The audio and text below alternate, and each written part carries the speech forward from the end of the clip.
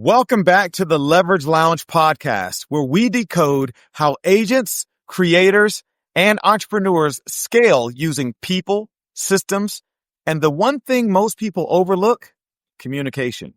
Today's episode is for the sales pro who's tired of cheesy scripts, high pressure closes, and surface level engagement. If you've ever thought to yourself, there's got to be a better way to connect, to actually convert through conversation, then this one is for you. Our guest is the founder of the Art of Conscious Communication and a leading voice on mastering influence through authenticity, trust, and emotional clarity. He's spoken at institutions like the University of South Carolina, ITN, MortgageCon, and he's soon to be speaking at the Power Network Experience, where Oprah, Damon John, and Magic Johnson have previously spoken at. And he's here today to help you ditch the salesy tactics and close more deals by simply being more human. Let's welcome to the lounge, Mr. Jamie Miller. Thank you, Mike. I'm ecstatic to be here, my friend. Man, I am so excited to have you on here. Let's jump right into it, because your entire brand centers on this whole idea of conscious communication. So let's define it first. What does it mean to communicate consciously, and how does that differ from what most professionals are taught? Okay, so to try and aim to give as much value as possible on the podcast, I would say to make it brief, and anytime you want clarity or have me just elaborate on something, all right, okay, feel free. So conscious communication to me is basically going into a conversation with more thought process before you enter the conversation, with a predetermined outcome in mind, where you're asking the right questions of the person. And on top of that, you're aware of making sure you're not using negative connotations and you're not saying things that turn people off. And the other proponent for your question there was, where do people not experience this? For real estate agents, for example, they get a license to sell something with zero prerequisite for their communication abilities before they get the license. And then they go into a field where they don't realize they're doing a really emotional sale. And what they do is when they go in conversations, they ask questions they don't want the answer to, or they say things that turn people off. And so I teach the psychology. I'll give you an example. Realtors will get on their phone and they'll call up leads or whatever they want to call it, expired listings, and they will start their dialogue. Hi, I'm so-and-so, their name and their brokerage name at the very start of the call. When I say that's not a very conscious play, everyone in the world wants to hang up on that call, right? So I teach a more conscious approach that keeps the other person on the phone so that they don't want to slam the phone, and that the real estate agent in that case knows what the right thing they're selling. Many a time I'll have real estate agents say, Jamie, I had the most terrific conversation with this person for 45 minutes. I say, did you get the meeting? And they're like, no. I'm like, well, then you're not going to go on any vacations this year as a result of the phone call. So those are just a tad of examples for your arena, Mike, that you're really familiar with, and some of the people that watch. But it's all entrepreneurs to understand the psychology of how we communicate with someone is either going to get them to more resonate with us as humans, or we're going to be completely turned off by them. For the sake of simplicity, without going into a full script of it, you gave us an example of what not to do. Right.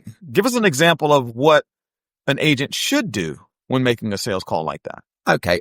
Obviously, look, I could teach this for hours. I'll just do real quick. There's no script. Remember, you said at the beginning, there's no script. So no one's going to say, it's not word for word. It's just a framework of the psychology. So the first thing I'm doing, Mike, is, and this is a good tip for the audience, I'm waiting for the person to answer the phone first to see if they're a hello person, a hey person, a hi person. I'm going to give them a chance, because we've been taught that mirroring and rapport build, people want to buy from people that feel the same as us, Mike. So I turn it into a lesson. There's someone says hello and you say hi, you're on purpose making yourself different from that person.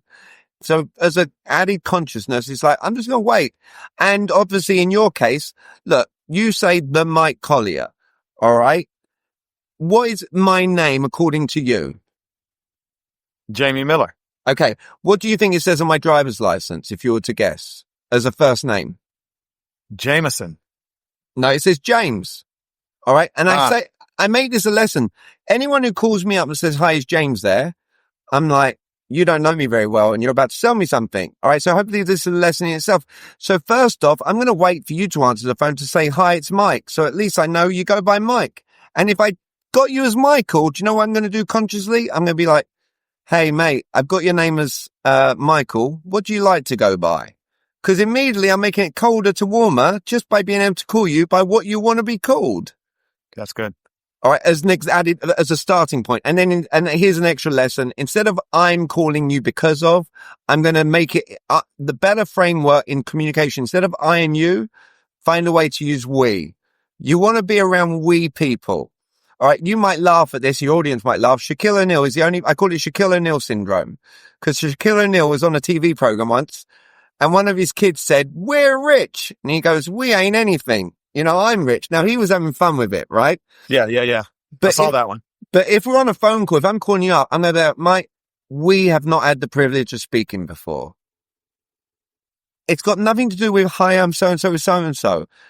All right? And then I'm going to throw out group psychology. No one wants to feel sold, Mike. If you can get someone else to believe other people have done what you've done, they'll feel less sold. All right? So what happens is I would say, do you know what? I'm fascinated. Every time I get on a call like this, people always want to meet with me. And if you're like me, the same, you value your time, you're going to love me. I've got one question. Let's say I am more than just a fancy accent. All right. And you went and checked out this home. Let's say I can absolutely help you get into that home or a home that you want for you, not that I want for you. Would that at least be worth meeting up? And I just wait for the answer to that. And I promise the people who listen in, who make the call about what am I selling on this phone call? Do I need to ask all these discovery questions, or am I better off giving myself more chance of getting business by meeting them in person? People often default to persuasion versus connection. Talk about that. Why do people often default to persuasion rather than connection? Because they're programmed in sales that it's transactional and there's this like one-to-one. I'm going to have a conversation with this person and I have to sell them. And I'll go so far as they go with FOMO. They'll even bring on the wrong clients through fear of how long they think it's going to take them to get in front of another person to sell them and make money. And there is only one word in the English vocab that you can't be in sales. And a lot of people are it, unfortunately. One word is desperate.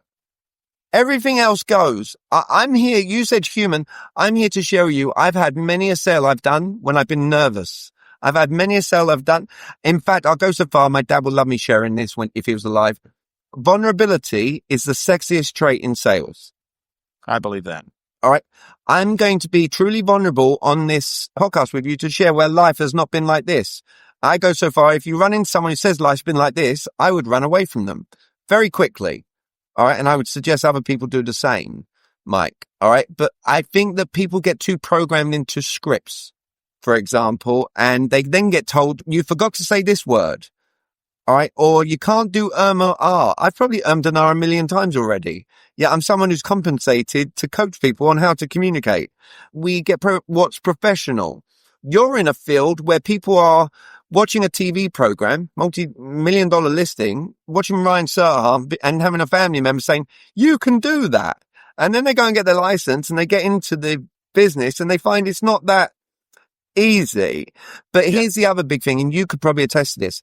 People go into becoming a realtor because they want to own their own time and they want to be their own boss, but then they go and get a Gil or someone in their life and they don't realize Gil's all about be your own person, but they view Gil as like he's their boss. He's not the boss. If you're thinking entrepreneurially, he's a support system for you to have the ethics integrity to go and sell something and sell yourself and your services. But most people who, and again, we talked a lot about real estate, but it doesn't matter whether it's financial advisors to you name it. Financial advisors with different companies, if you go to their LinkedIn profiles, 3/4 of the profile is about the company, not about the person. So I'm like, you're missing key ingredients. You emphasize help-based messaging over manipulative persuasion. which is a bold departure from most sales training. So like, what's the first mindset shift that you feel like professionals need to make? Well, first off, one of the things I say a lot of, it's never cool, never okay to make someone do something they don't want to do, ever. Yeah. Yeah. All right. My goal is, instead of us telling value, which is what's taught, I teach extract value. Like, for instance, if I'm looking to give advice, Mike, to somebody, before I give advice, I'm going to say, look, I can give you advice. Would you even want it? Now they say yes. Great. Then I can give the advice. If they don't want the advice, I haven't wasted my time. That's right. With something. It's also knowing how not to throw out what I call flippant questions. Most realtors will get told by a seller, I think my house is worth X.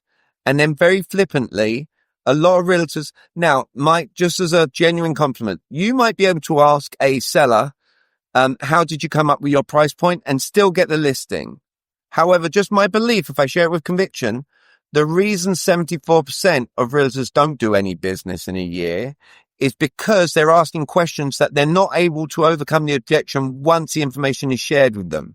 So I'll give you an example. If a seller says, I think my house is worth X, how can it be a good thing to ask someone who's not the expert how they came up with their price point, and then give them permission to share things such as a comparable down the street that's got no comparables to them, or they've got a debt in their head they want to clear as a result of selling it for a certain figure. It's actually got no bearing on the actual rationale. And the truth of the matter is, most realtors, if they're smart, they're going to a listing appointment already knowing what the house is worth. So again, I'm sharing consciously. We want to be more conscious about what question am I asking this person right now? If someone says to me, Jamie, your training is expensive, I'm certainly not going to say, why do you think it's expensive? I'm going to say, hey, just humor me for a moment. Why would you say it's actually more than reasonable? And we're going to have two different conversations, Mike, based on the same objection, based on the caliber of the questions that we're going to ask. So a client will think to themselves, what would Jamie Miller ask at this moment in time, Mike? So a seller goes to me, Jamie, I think my house is worth X. I'm not going to agree with them, and I'm not going to disagree with them. And I'm not going to use the word but, because no one likes a but. All right. So I'm just going to say, I get it. I can see at this moment in time where that's a thought process. There's something around your home that I have not had a chance to share with you yet. Is it okay if I share something with you very quickly? So now I've not flippantly gone, how to come up with your price. I've given my brain a chance to process what direction I'm next going to take the conversation. All right. And then, Mike, what I'm going to do is I'm going to throw out a statement with a question. I pride myself on being a professional. Would you believe I've done this a number of times? And then as I ask that question, I'm going to nod my head yes in body language. It's neuro-linguistic program, and they're going to nod their head yes. Think about this like this for your audience too. If you say, I pride myself on being a professional, would you believe I've done this a number of times? If the person does believe it, here's what's going to go through their mind. I should probably listen to this person because they know what they're talking about. Right. And then I'm going to say, are you like me that you value your time? And they're going to say yes, because I'm making us the same around time. And then I'm going to say, and do you want to sell the property fast? As a little subtle question. They're going to go, yeah.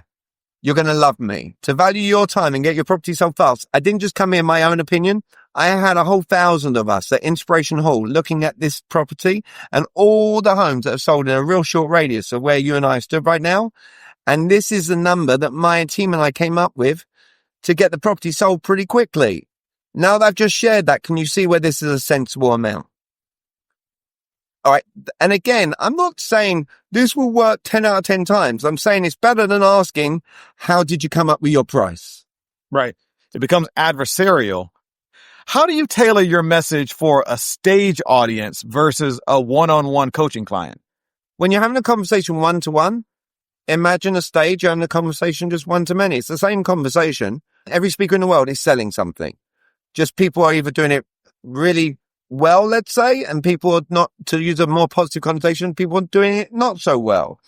And in a conversation, if we're selling, we want the audience to interact with us. So some speakers will do one-way traffic and they will talk one way. The key to a conversation is make it interactive. my first question is always the same. Hey, before I start sharing communication, how many of you, like me, believe your ability to communicate is important? Show of hands. And now it doesn't matter what their ages are, sexes is, they're all raising their hand. I'm making them the same. I'm building rapport with the whole audience. If people watch the tape back once your guys edited it, they're going to be like, he used that word you like me earlier in this podcast with that. So it's practicing what I preach across the board. The other thing is body language. If you are speaking on a stage, one of the best things you can do to build rapport with an audience, when you're in front of an audience, Mike, and you're speaking, are they stood up or sat down, the audience? Typically sitting down. Okay, so here's what you want to do. If you want to make yourself the same as them, you should have a bar stool. Because you're sat down, just like them. You're one of them in their minds. Then in body language, when you stand up, Mike, you become the authority, the expert that they want to listen to. If I'm going to start sharing a story about losing my dad to cancer, or you're going to be in front of a room and talking about taking your kids to Disney, Mike, and it's powerful and it's emotional, you're better off being sat down. The audience is going to resonate and relate to you more. That's an example of a tip in body language in front of a room of people. If I ever say to the room, I don't do this anymore, thankfully. All right. In the past life, I used to say these words. If I wasn't getting energy from a room, I would say to the room, did you guys not drink your coffee? Has somebody died today that I don't know about? And here's the problem with that in communication, Mike. This is a lesson I had to learn. It means you're fishing for an energy that's not in the room. So when you start as a speaker fishing for an energy that's not in the room, you then start going into offensive selling mode and people don't like you. When you said, Jamie, what's an alternative with regards to a seller says, I think my house worth X. With regards to a room, if you don't get energy, use it as a gift to yourself. Here's how that works. If you're not getting energy, the blessing is not to react. And then afterwards, when you get to interact with the people who didn't react, here's what you get to do. You get to give them genuine praise. And here's why. I can genuinely tell you I have immense respect for Gil. Immense respect for Gil. You're talking Gil Ramos. I'm talking Gil Ramos. If he's listening in afterwards and what have you, I believe in genuine respect, genuine praise. And I'll share, there are some people who give praise for the sake of praise that's not pertinent to what they're looking to achieve. The reason I bring Gil Ramos up is because in my mind, he's someone who's successful. And every time I talk to him, I'm on purpose watching his facial reactions as I'm talking to him. And here's what I see. I see a poker face. The whole entire time that I'm speaking to Gil, I see someone who's in deep listening mode, all right, reading into what I'm sharing with him. And I'll share with you, Mike, and you can tell me if this is accurate for you too. Any successful person you've ever encountered, have you ever noticed they're just really observant? They don't show a lot of energy. They're just, they're just like, they're people who read a lot. They're people who study a lot. They're people who, they listen a lot. They typically don't get too high. They don't get too low. They pretty much are even across the board. Right. So watch this. After an event, if I've got someone who's poker face, I get to go up to them after. I say, well done. They look at me. I'm like, you have to be successful. Have to be. I was talking, teaching. You're a poker face the whole entire time. Well played. All right. The most successful people I approach, that's how they operate. And do you know what's great about it, Mike? And I've studied it. Even if they're not successful, they still love you for it because you're giving them genuine praise around a habit that successful people have. That's good. Hopefully those are some little different kind of lessons that people don't typically get. That's good. That's good. Speaking of which, let's talk about your AOCC legacy course. Because it's not a 1 hour workshop or a 6-week sprint. This is a year-long immersive. So why build something that deep? Like, what transformations do you see when people commit long term? So I was at the gym earlier in the year, like December, and I was like, Bobby, I'm looking to train millions of people. And he's like, and it's sincere, great conversation. I'm going to be completely transparent. Bobby will attest to this. He goes, first off, he was like, why do you want to do that? Because most people always say they want to help millions. All right. And then they try and start there. Bobby knows my journey. You know my journey. I never started with the I want to help millions. My goal was, can I find an intimate amount of people that I coach one-to-one even, which I don't do anymore, Mike. All right. And I know that we're going to talk about the word scale. So some of that might come into play. But Bobby goes, I think you're nuts. I'm like, why do you think I'm nuts? He goes, because you've cracked the code. You know how you can have not work. You can work 88 hours a whole year and help a very select few and not work and earn money. And I say all that to say this, Mike. I would not be living a life fulfilled with my potential of what I believe I can make an impact on the world if I didn't help millions of people. So in my simple Forrest Gump mind, I was like, how do I help way more people? I bring the investment minuscule.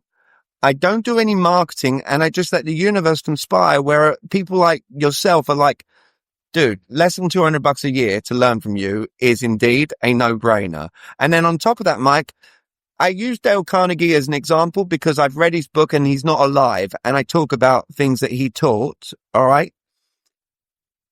I'm going to make my mission in life. Long after I'm gone, Mike Collier's kids are going to be talking about the words "you like me." And the idea being is, where did you hear that? Some British guy called Jamie Miller had AOCC. All right. And I'm not alive anymore. Yeah. I've got people where I've got to teach them stuff like that. Instead of a book that's physical, I made a living book where I get to under-promise, over-deliver to the world. And it still respects my time. Mike, we're going to talk about, I guess, sustainability. There's not 1 year in the future I can't work 10 to 20 hours to coach the world on things. The more proactive you are with your clients, the less reactive you have to be. So my proactivity is this. Are you paying me for the hours, or are you paying me for the value of the content, or possibly even one thing that I teach you that you didn't know that you can take into your conversations going forward? The person who's nodding their head yes to and saying that's right, that's my person.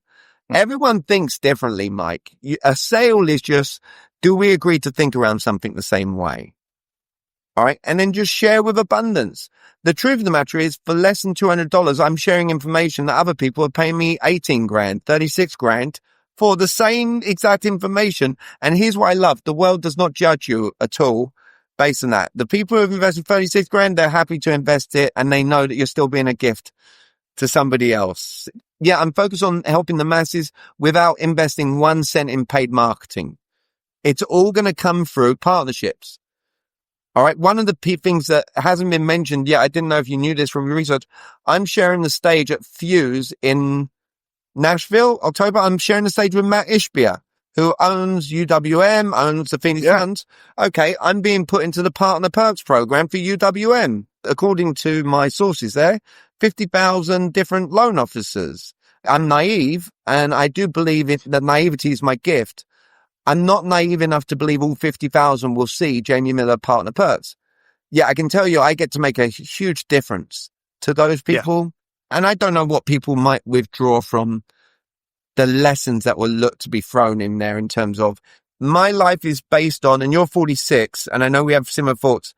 I'm always like, what does 60-year-old Jamie thank 48-year-old Jamie for figuring out? And it's not based on systems where I'm working really hard. It's based on systems where when I'm 60, can I do the same thing? And I can share with you, when you first met me, Mike, and I was in the office, I couldn't sustain that. Or maybe I could. It wouldn't have been as much fun in life to go and sit in the office and coach people back to back to back to back. It wouldn't be as quality in existence as Jamie now taking June and July off and going on vacations. Jamie giving people the impression I can teach people the same things in a group-like setting and they're still loving the value. It took learning those lessons, Mike. Let me ask you this. How are you leveraging technology, the role of AI in what you're doing? Because I believe that there's still a way of being human while using AI. So how are you leveraging technology in what you're doing while also maintaining a close connection to all of the people that you communicate with on a daily basis? First off, I'll start by giving a genuine compliment. AI, extremely impressive. Let's put it out there. Yes, AI, is it impressive? I will never have AI on my phone to get help on how do I respond to Mike when he says this? Or how do I reach out to Mike in order to get this? Just for me personally, I won't be doing that. Okay, why is that? Because I'm such an advocate for the human approach. I'd rather get everything royally wrong and be human across the board. And here's the other reason why, Mike. You said, yes, AI is impressive. And again, I'll say the words I can be wrong to make what I'm about to share more palatable for everyone in the world. 74% of realtors who get their license don't do a sale, Mike. Yes? All right. 92% of insurance agents don't do any business. These are high numbers of people who don't do anything. You, my friend, could turn around to AI and say, formulate a message that goes out to this person, sounding authentic and what have you. You've educated yourself, Mike. The problem with AI is you've got a bunch of people who are not educated, so the caliber of the questions that they're asking AI to do, they can't match up to when they're there in person. Look, I've got a son. He did the AI homework on ChatGPT. It sounded amazing. I said, this is amazing. He goes, yeah, ChatGPT did it. Maybe the world may not like this, but I believe in this. It's our self-talk and mentality around things. All right? 74% no business last year, and I asked a room of realtors, how many think it's down to AI, and you're telling yourself AI is going to replace you? And some of the room put their hand up. I said, all right, I've done my homework. You've done your research before today, Mike. I did my research on realtors and real estate. Go back years and years, go back 2019, whatever. 71% of realtors did no business. It's never been a lot of the realtors doing all the business. No matter what year, day or time it was, AI will be a tool that can help people get ahead, get up the mountain quicker. I can agree with it. I'm leveraging ClickFunnels as technology, Kajabi, Stripe to collect the payment so I don't have to call people, QR codes that go up on the screen instead of my phone number now, Mike. So I do have certain technology. I've got a VA that makes me look really organized. All right. I've got a business coach who's shared with me ways that keep me sustainable so that I'm not doing lifetime anymore. I'm doing annual renewal so that if Jamie wants to switch off, he can. And these are all very simple lessons that I needed to learn because beforehand, so my CRM, just so you know, you will laugh. But I could show you Deontay's name. All my clients. All right. Okay. So clients. All right. Every client I've got is in a note in my phone. The camera won't pick it up. And all I do is I can scroll through. And what I used to do is stick a thumb after their name after they'd gone through my curriculum, each individual. And there's name after name. And I see if they were Edward Jones, I would say so-and-so's name, EJ. Then I scroll down to 2023, the same program. And it's just name of person, 12 grand, and now it's 2023. My hope is this is designed to be lessons for entrepreneurs, correct? In where they're looking to head. So it's not about the success. It's about what lessons did I learn so people can understand. Here's a lesson, everyone. Price is irrelevant. Here's what I've learned. Price is irrelevant. Extraction of value is more relevant than price. All right. So, and I share that to say I went from 12 grand to 24 grand to 36 grand for the same services in the same exact year. And I share that to say this. It's not sophisticated. All my clients is in my phone and they all have smiley faces after their name in my phone. And I tell them that any day or time they want my help, they can reach out to me, Mike. But here's what I've learned. I've had to stop doing the smiley face. Why? I can't get back to everyone. If I continue that route, Mike, I can't get back to everyone in as much as you might want to. You're now doing a disservice to everyone that you're wanting to help. But I really, really do hope, if I hope for anything, the idea is I love your nature that you're wanting everyone to learn. It's not just the successes. It's the things we learn on the route to the success. I do feel compelled to share one thing. And you may have had a question for it or not. The mentality of an entrepreneur is doing things with such conviction and such delusion that they believe it. And the word believe is the most powerful word on the planet. And it's to do things regardless of what friends, family, or anyone else in the world is telling you alternative to do. Whilst I was aiming to do my business, I went through 3 months, $0, where I had to have my self-conviction. Where my mum, who loves me, was like, Jamie, drive an Uber or something. I'm like, no, I'm not doing it.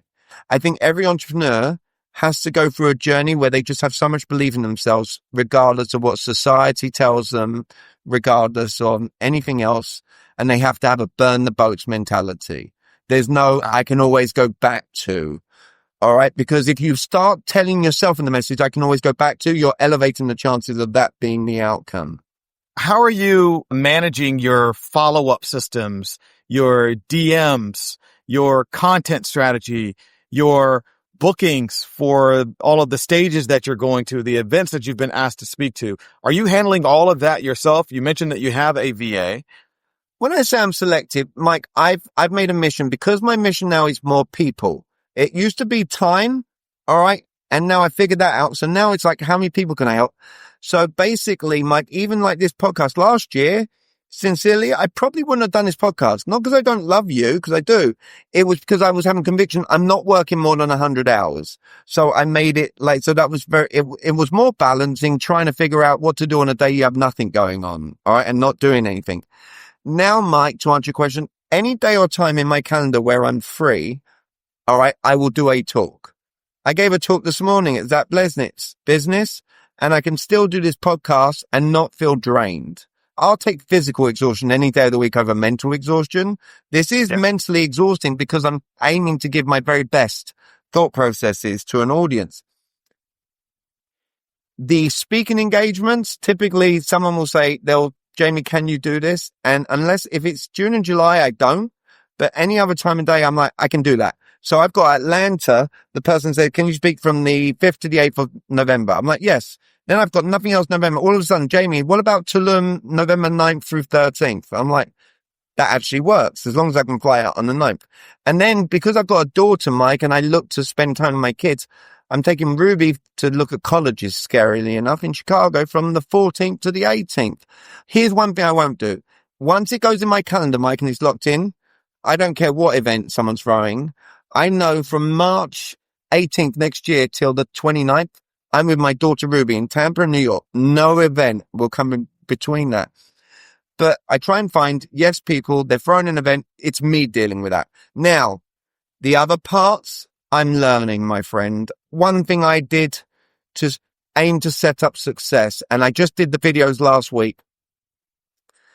I did the videos as an orientation to join Legacy, so I'm proactive with what the expectation should be for the person entering. And I did it in what I believe true Jamie flavor, where I have my business coach on one slide, kind of like what you are now with me. And I just said, shoot on what questions, Nate, you think that members need to know before they do it. And I'm missing something. And I had a very free flowing, and I made it completely like peeling back the layers and saying, guys, most people, when you buy something like this, you've got the coach talking just direct to the camera. Welcome to Legacy. This is me being completely authentic. So you get to see it's not all figured out, perfect, edited captions. It's making sure you all understand this is a marathon, not a sprint. It's all understanding. I'm not accountability. So I'm not going to ask you, are you doing these things? And I just went through the proactiveness. It does the same advice though, goes for realtors. When working with buyers or any of your team who works with buyers, realtors are not proactive enough with the buyers to stop the problems they face down the road. I'll give you a great example. If a client says, can we sleep on it?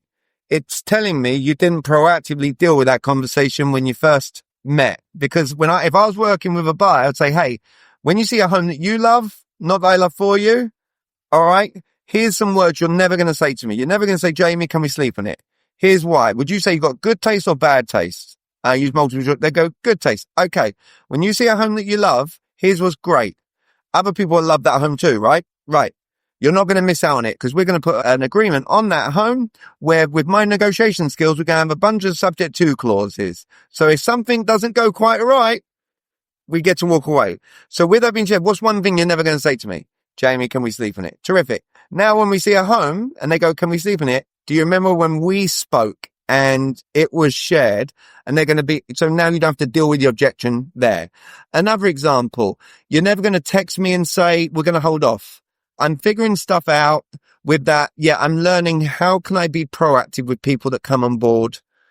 And then the only other thing I'm doing is how can I build an army of people to share about me in a gift-like way and everyone wins? So right now I've come up with an affiliate program. I'm sharing 50% of the revenue with the person who introduces the person. Everyone in every industry should be trying to find their golden goose. Mike, you are technically right now today a golden goose for me. Why? You're one person with this podcast who's putting me in front of many people. All right? In your industry, it's a divorce attorney. It's an example of a golden goose. In your industry, it's a podcast host that's based in New York, New Jersey, that has an audience of locals from New York and New Jersey who are watching, who are like, I want Mike to be my realtor. You haven't had to pay anything to get in front of that audience. Right. Like, things like that. Listen, that makes sense to me, and I agree. The one-to-many approach is always more sustainable than the one-to-one approach. And I think it's very important that, as you mentioned, a true vulnerability, that you're still learning, right? You're scaling, you're growing this business. It looks different now than it did 6 years ago, or even 2 years ago. And where it's going is only up. So that's kudos to you, my friend, because that means what you're saying is working. People are getting value from this. But Jamie, you will probably appreciate this. And if you're listening to this and you're thinking, I need help managing my follow-up systems, my DMs, invoices, or content strategy, it's time to hire smarter. Head over to smarthireva.com, where we match agents with trained virtual assistants who don't just do tasks, they actually understand leverage. Because you don't need to hustle harder, as we're talking about. You need to hire smarter. So, Jamie, I have a lightning round that I want to introduce you to. Love it. All right. A few questions. We're going to go pretty quickly. You can answer it in a very short way, and then I'll let you dive into it a little bit more. Here we go. You ready? I'm ready. Go for it. Ready. I love it. All right. What's the most overrated piece of communication advice out there? Most overrated? Tell somebody your value. Tell someone your worth. Okay. Explain that. You don't want to tell someone your worth. You don't want to tell someone your value. You want to extract value. The whole world is telling everyone why they think that someone should use them. It's called basically you're making statements. You're crossing your fingers, hoping and praying that what you're going to share resonates. So rather than me tell value, I don't need to tell someone, hey, you need to be better at communication and you need me in your life. I'm going to ask, hey, can we be in agreement that communication is very important? And having me in your life is highly valuable. Would we just tweaking it into a question rather than you going, I've got 15 years of experience. It's like, hey, does it give you more of a sense of confidence that I've got 15 years of experience? When the person goes, yes, then you extract even more value and evoke emotion by saying, why would you say so? And then you let them tell you. Okay. So the unique value proposition needs to have more questions in it than just statements. It's like someone going, what's your commission? Like in a realtor, what's your commission? There are realtors who will answer the person, it is 5%. I'm like, you haven't extracted one bit of value there. Right. So you're better off doing multiple choice. Hey, I get the commission part. I will show you my commission. Before I do so, real quick, do you care just about the commission, or do you also care about the caliber of the realtor that you're going to use to help you out?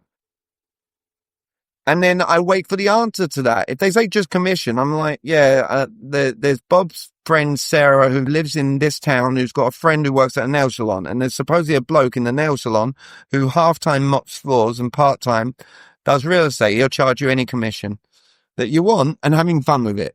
There's always somebody who will do it cheaper, right? Correct. All right. Here we go.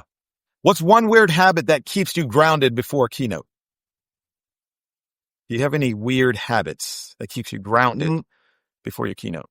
No, I do wear funny, colorful, different kind of socks, but I'll go a bit more deep. People say that people are more scared of public speaking than them dying. Mike, all right.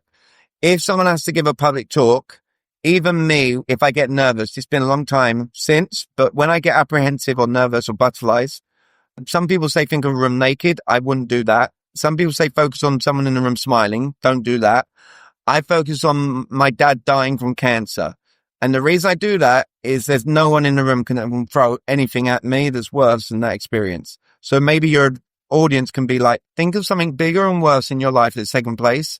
It will calm you before you get on the stage.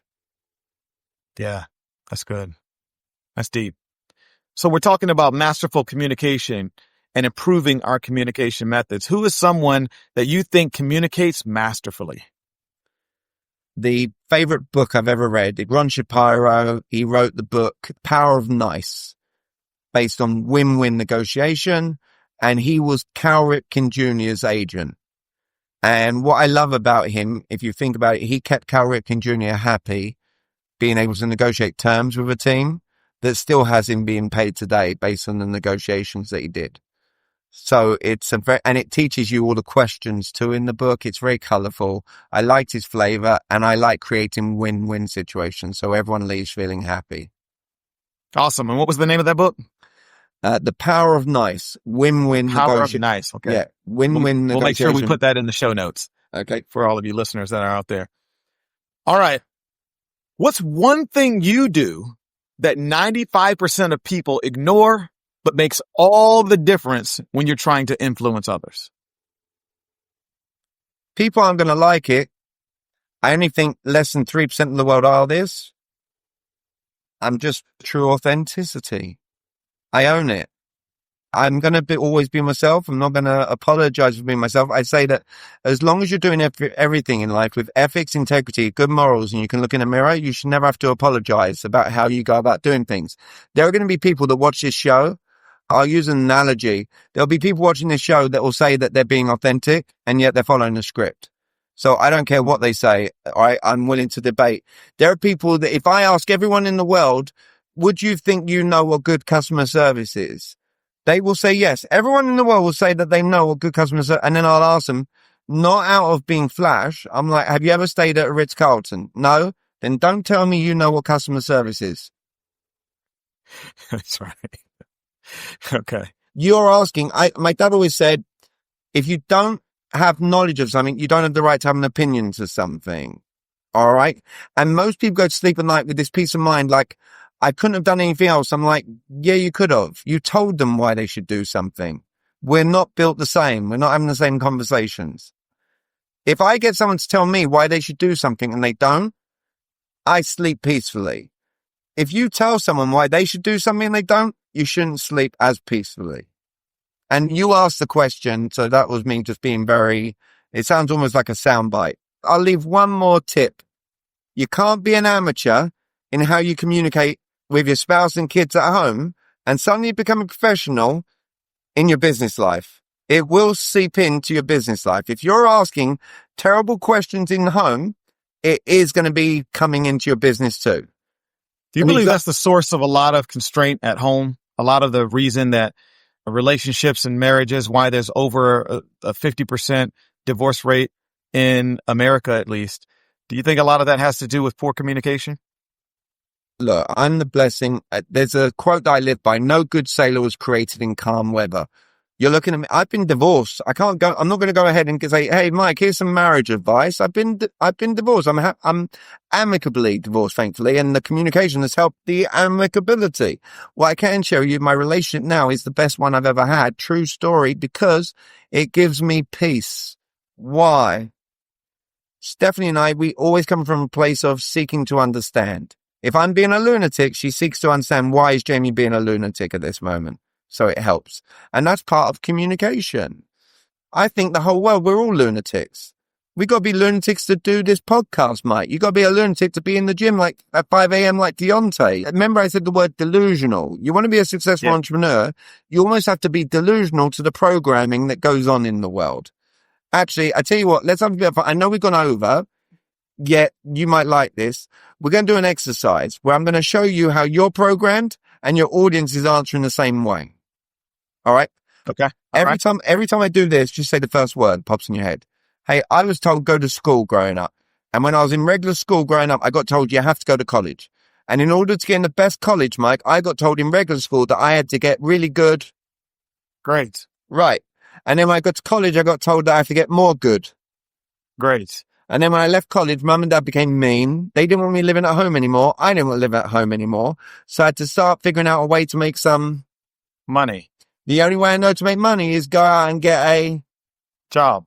Has anyone ever shared what JOB stands for? No. Just over broke.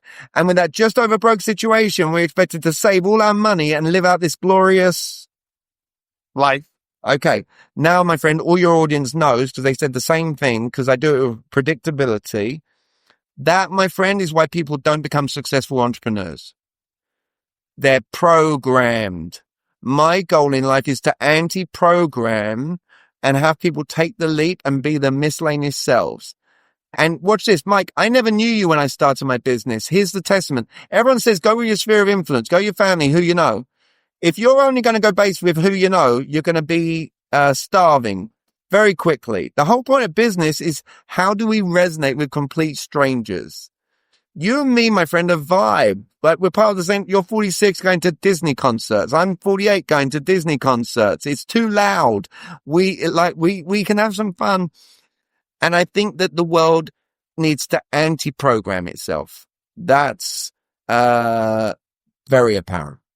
Yeah. Yeah. What Jamie's alluding to is just the other night, we took our kids, unknowingly that we were both there at the same time. We took our young ones to Descendants Zombies World Tour.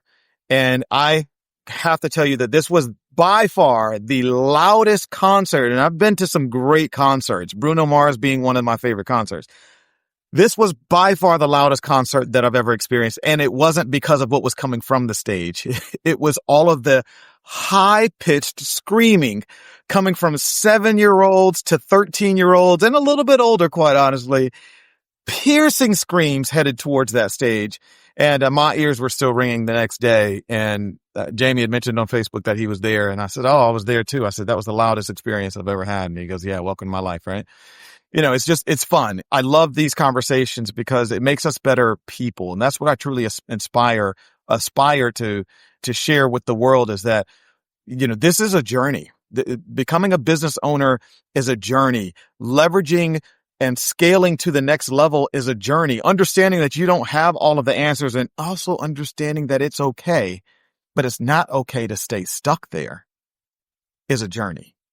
And once you come to that realization that you need people in order to get to where you're trying to go, in order to grow that business that you're wanting to grow, in order to make the money that you want to make, you need people in order to scale the systems and start following up the way that you need to follow up, and sending out the invoices you need to send out, and having your content strategy on social media platforms and all the things, so that you can go away for 2 weeks and spend time with your daughter or your son or your loved ones, and know that the business is still being taken care of, and not just simply staying at a constant level, but actually growing while you're away.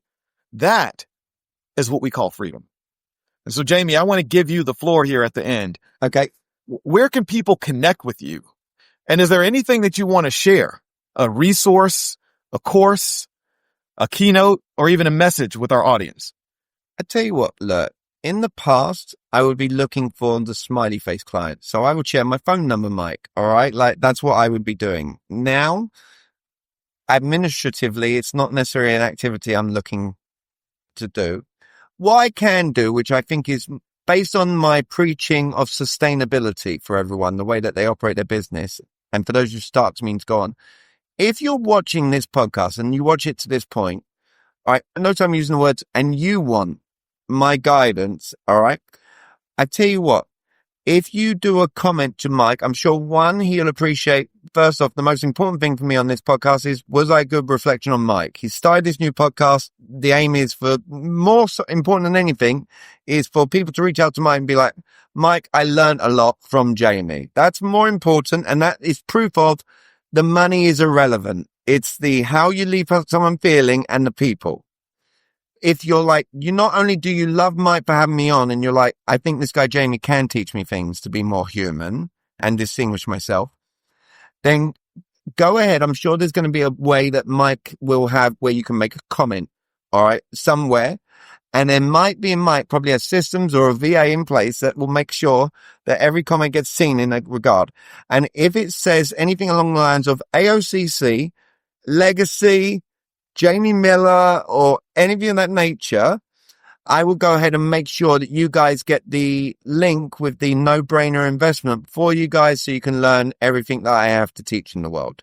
Oh, and let me throw this out there because it's nice. Everyone who invests, you get to bring in your kids for 0. It's about legacy.